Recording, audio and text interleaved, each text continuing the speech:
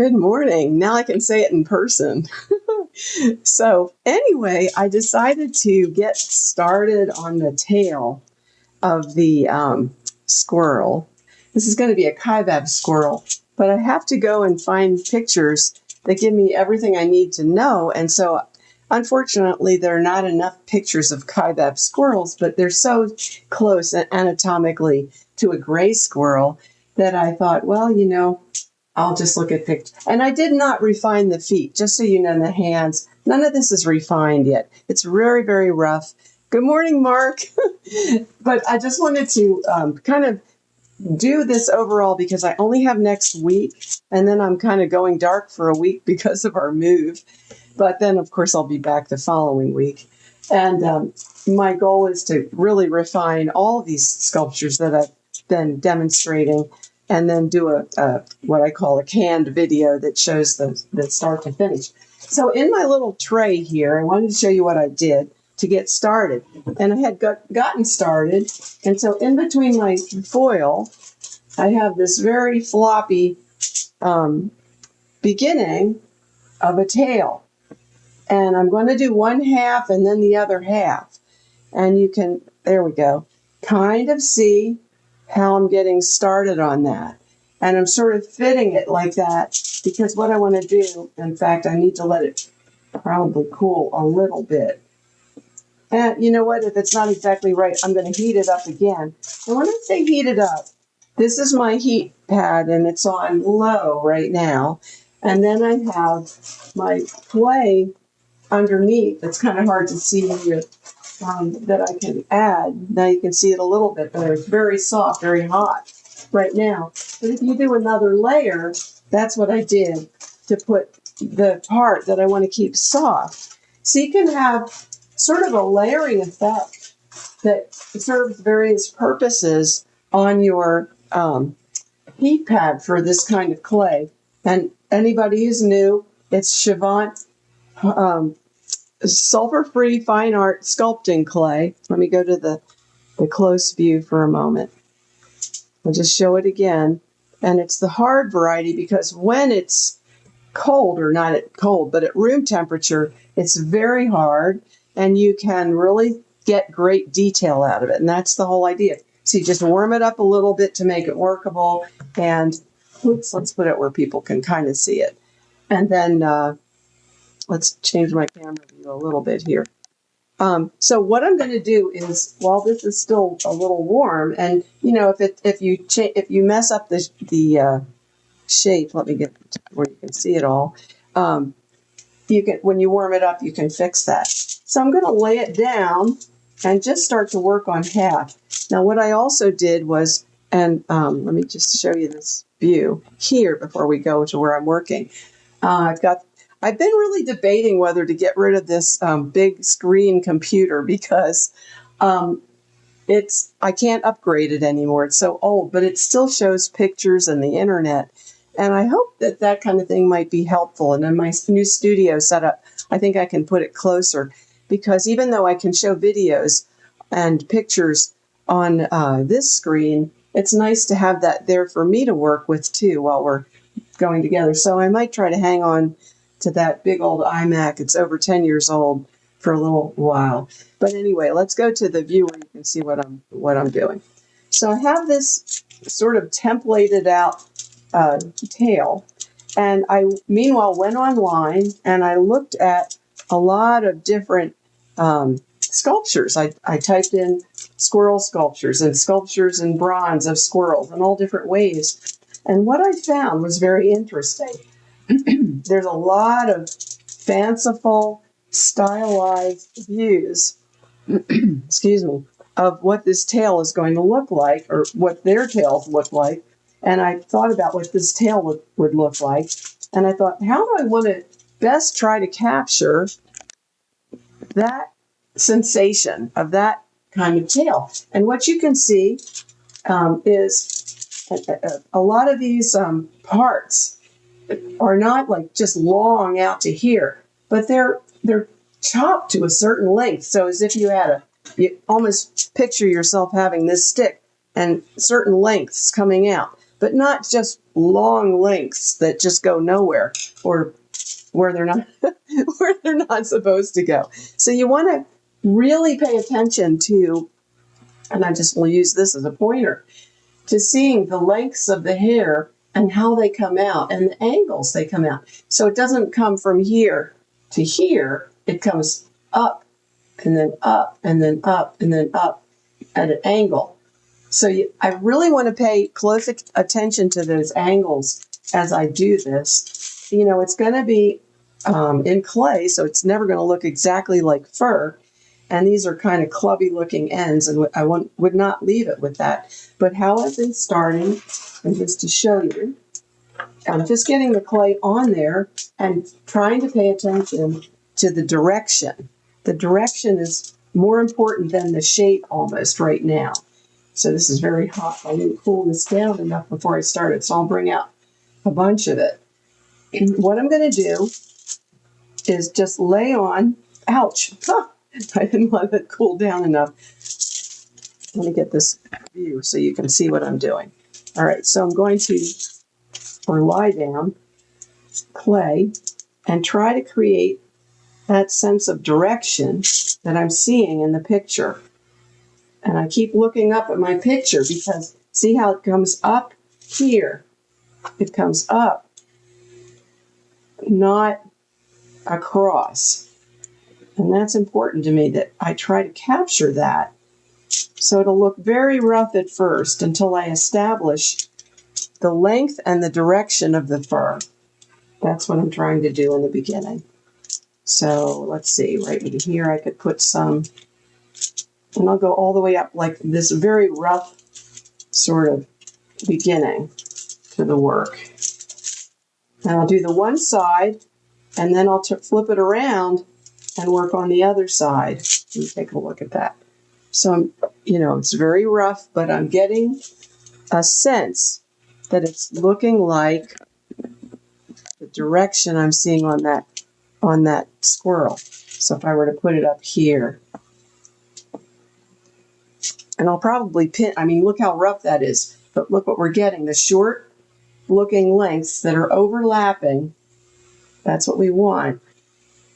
I mean, so many of the squirrel sculptures are very fanciful and creative, but they're not looking like they're trying to capture an accurate squirrel tail. And I think partly is because it's actually, you know, it's a little bit tedious, maybe a lot tedious, and nobody wants to put themselves through that. I can understand that. And I know this looks very choppy right now. Let me get back down so you can see what I'm doing. And try to flip it around so you can sort of see. Actually, this soft clay isn't a bad thing because it kind of helps me keep my direction and my length where I want it.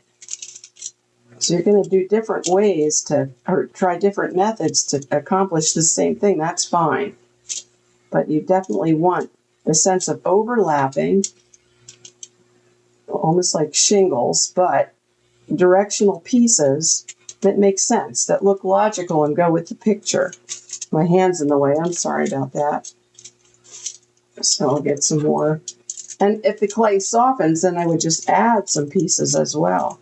Now, what I do notice is that at the bottom, it's not as thick and fluffy. Let's put that back where you can see it. Not as thick and fluffy. You know, you want a sense of being fluffy, but not something so different from the way that it really works in real life. I mean, that's what I'm striving for. A stylized squirrel tail is fine if that's what you want to do. I'm just objective-wise looking for, oops, there goes my camera closure. Sorry about that. Looking for something a little more accurate. Now, about right here is where it really starts to come out. Now I can handle my clay. So I created a little piece like that, and I'm just going to layer that on and then layer over top of that. Because I will merge these all in and do the technique I just showed you a moment ago with the tool. But let me try to at least bulk it up in there like this. oops, let me go to the other view for a moment so you can kind of see the whole picture, what I'm trying to do here. Okay, let's go there, and I'll turn on my computer again. Okay, so what I'm doing is, it's kind of hard to show all these things at once. I want to bulk up this region in here. I mean, it looks very weird just doing that. And parts will come forward, not just face back, but also come forward of the tail as I build it up. So it just takes a little time, patience, to build this all up, and then also fill in between those spiky areas, because you don't want them just sticking on there like that. You want to make sense out of it all as a clay sculpture. So it's a little challenging to do that, and I'll try to do a few of those right now. Is this crazy? You guys didn't think, oh yeah, what are we going to do with the tail, right? But as I go, and I'm putting, it looks terrible at this point, but what you're doing is you're trying to just gauge how that might come in and out. And then with my tool, I would, let me bring it down, I would merge that in so it makes sense in terms of lengths and direction. So,